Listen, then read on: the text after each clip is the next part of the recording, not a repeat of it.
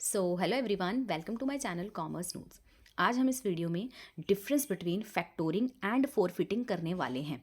ये जो क्वेश्चन है ये आपको 15 मार्क्स में 16 मार्क्स में बहुत बार रिपीट हुआ है, प्रीवियस ईयर बेस्ड है, अलग अलग सब्जेक्ट से पूछा जाता है। हमारा subject financial market and services चल रहा है तो उसमें से ये बनता है। हमने फोरफिटिंग के बारे में डिटेल में डिस्कस कर लिया, फैक्टोरिंग के बारे में डिटेल में डिस्कस कर लिया, अलग अलग वीडियो बनी है।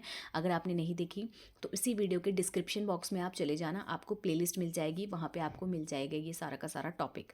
और टेलीग्राम का लिंक भी होगा तो आप उसे ज्वाइन कर सकते हैं अपडेट्स के लिए। तो स्टार्ट करते हैं अपने आज का क्वेश्चन। आज का क्वेश्चन 15 मार्क्स के लिए बहुत ज़्यादा इंपॉर्टेंट है, जो कि एक डिफरेंस है फैक्टोरिंग और फोरफिटिंग के बीच में। तो यहाँ आपको अगर डिफरेंस का क्वेश्चन आएगा तो आपको ऐसे ही करना है, पहले फैक्टोरिंग को बताना है क्या होता है, फिर फोरफिटिंग को, फिर उसके बाद आपको ऐसे डिफरेंस देके समरी देनी है। तो इस तरीके से आपका क्वेश्चन क्या है ये कंप्लीट हो जाएगा। ठीक है, तो स्टार्ट करते हैं। वीडियो पसंद आएगी तो लाइक कर देना, चैनल को सब्सक्राइब नहीं किया तो कर देना, एंड इस वीडियो को अपने फ्रेंड्स के साथ शेयर भी कर देना। तो सबसे पहले फैक्टोरिंग क्या होती है। फैक्टोरिंग एक इज़ अ फाइनेंशियल ट्रांजैक्शन। ये क्या है, एक फाइनेंशियल ट्रांजैक्शन है जहाँ पे बिजनेस ना सेल करते हैं अपने अकाउंट रिसीवेबल को, जो कि उनके इन्वाइसेस होते हैं, किसी थर्ड पार्टी को।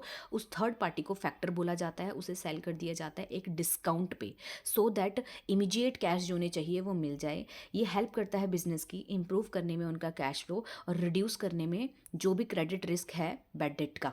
ठीक है, तो आप अगर फैक्टोरिंग वाली वीडियो पढ़ के आए हो तो आपको बिल्कुल पता लग गया होगा कि यहाँ पे वो क्या बोल रहे हैं। फिर भी मैं आपको एक एग्जाम्पल के थ्रू क्या है बता देती हूँ। तो एग्जाम्पल क्या है यहाँ पे, तो एग्जाम्पल के थ्रू अगर हम देखें तो कह रहे हैं एक स्मॉल फर्नीचर मैन्युफैक्चरर है जिसने ना सेल किया 10,000 का फर्नीचर एक रिटेलर को उधार पे। ठीक है, और उसने 60 दिन में क्या है पेमेंट वो देगा, जिसने क्या है खरीदा है वो फर्नीचर।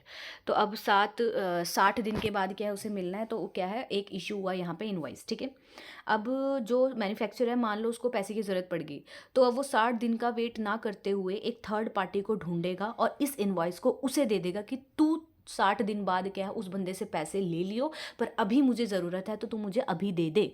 और अब वो जो थर्ड पर्सन है उसे हम यहाँ बोलते हैं फैक्टर।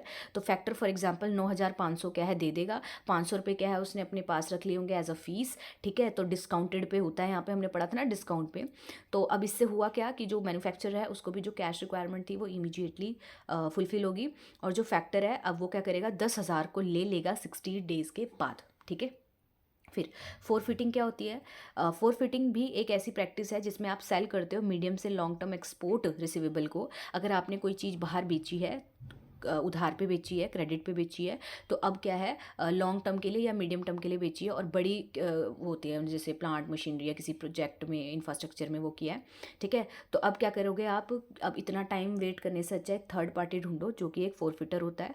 उस फोरफिटर को ये इन्वॉइस या फिर जो आपका रिसीवेबल था वो क्या है दे दो, प्रोमिसरी नोट या बिल ऑफ एक्सचेंज होता है वो एक।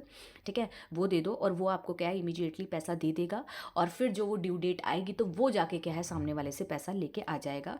ये जनरली इंटरनेशनल ट्रांजैक्शंस में लगती है जब इंटरनेशनल ट्रेड कर रहे हो आप, और लार्जर ट्रांजैक्शन होती है जो वहाँ पे लगती है और लॉन्ग टर्म पे होती है ये। ठीक है, तो एक इंडियन मशीनरी एक्सपोर्टर है जो कि सेल कर रहा है इक्विपमेंट को 1 मिलियन की, जिनकी वर्थ है एक फॉरेन बायर को, और पेमेंट का जो टर्म है वो 5 साल है।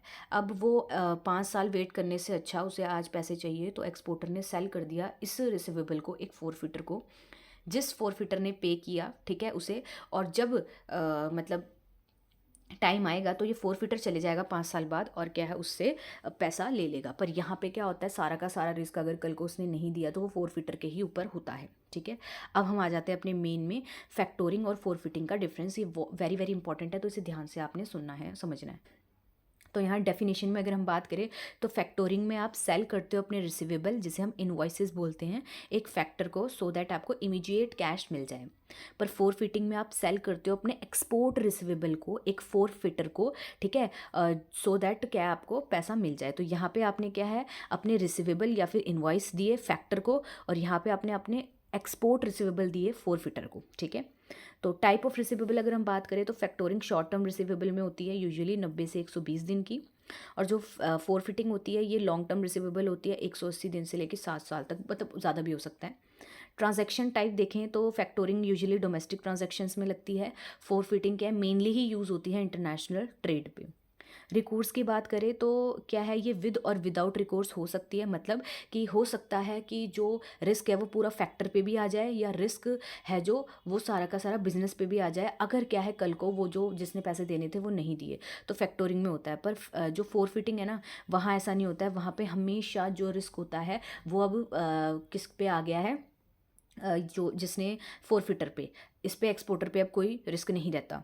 फिर है रिस्क बेरिंग, तो यहाँ पे फैक्टर भी रिस्क ले सकता है और नहीं भी ले सकता अगर कल को नॉन रीपेमेंट हो गई। पर फोरफिटर क्या अज्यूम करता है कि सारा रिस्क उसका ही है अगर कल को नॉन पेमेंट हो जाए तो।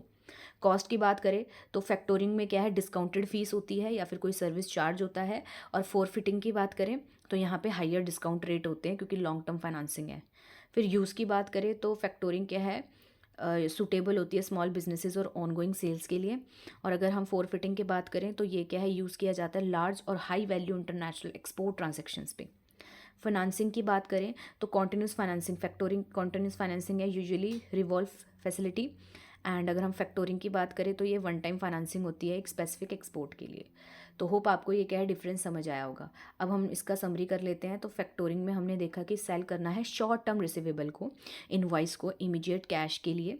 आप ये डोमेस्टिक और इंटरनेशनल ट्रांजैक्शन दोनों में हो सकते हैं, विद और विदाउट रिकोर्स हो सकते हैं। मतलब हो सकता है जो सेलर है, मतलब जो ये कह सकते हो आप कि बिजनेस पे भी रिस्क रह सकता है और थर्ड पार्टी पे भी रिस्क रह सकता है। ठीक है, तो एग्जाम्पल दिया है यहाँ पे आप देख सकते हो। फिर है फोरफिटिंग में हमने पढ़ा कि ये लॉन्ग टर्म एक्सपोर्ट रिसीवेबल पे होता है, जहाँ पे जो फोरफिटर है उसी पे सारा रिस्क को चले जाता है, और ये इंटरनेशनल ट्रेड पे ज़्यादा से ज़्यादा यूज़ किया जाता है। तो जो फैक्टोरिंग है ये शॉर्ट टर्म है ऑनगोइंग नीड्स को देखते हुए, और जो फोरफिटिंग है वो usually large long term export transactions पे होती है। ठीक है, तो होप आपको ये डिफरेंस भी समझ आया। तो ये हमने सारा का सारा कर लिया। ये एक चैप्टर था फाइनेंशियल मार्केट एंड सर्विसेज में, जिसमें हमने फोरफिटिंग और फैक्टोरिंग के बीच में सारा देख लिया। तो दोनों वीडियो आपने अगर नहीं देखी तो वो देख लेना, और थर्ड में हमने डिफरेंस किया है। तो अगर वीडियो पसंद आई हो तो वीडियो को लाइक कर देना, चैनल को सब्सक्राइब करके इस वीडियो को अपने फ्रेंड्स के साथ भी भेज देना। और जो टेलीग्राम का लिंक होता है वो भी डिस्क्रिप्शन बॉक्स में होता है, तो आप उसे ज्वाइन कर सकते हो अपडेट्स के लिए। मिलते हैं किसी एक और इम्पॉर्टेंट टॉपिक के साथ, तब तक के लिए thank you for watching this video.